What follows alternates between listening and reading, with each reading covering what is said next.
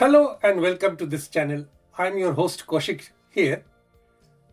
So before we get started with this long form video, I would like to explain certain things. So please watch on.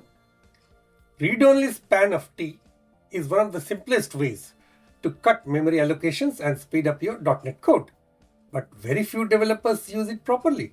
So in the next few minutes, I will walk you through the key ideas in a clean, practical way.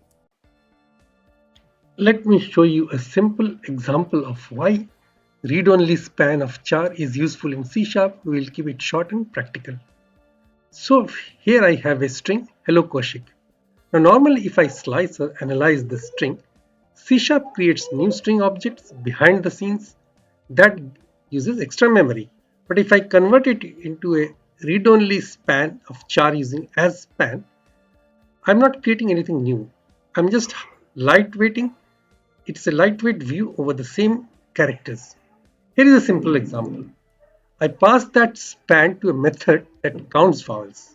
Inside the method, I loop through each character and check if it's a vowel using a simple contains check.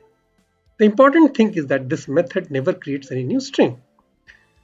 This makes your code much more efficient, especially if you are processing text passing input or writing performance sensitive features in .NET.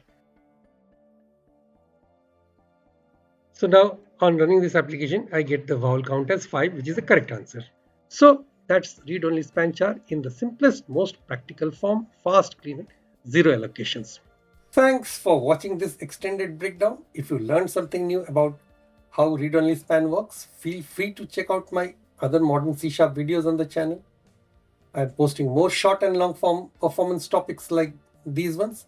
So subscribe if you don't want to miss out anything in the next deep dive.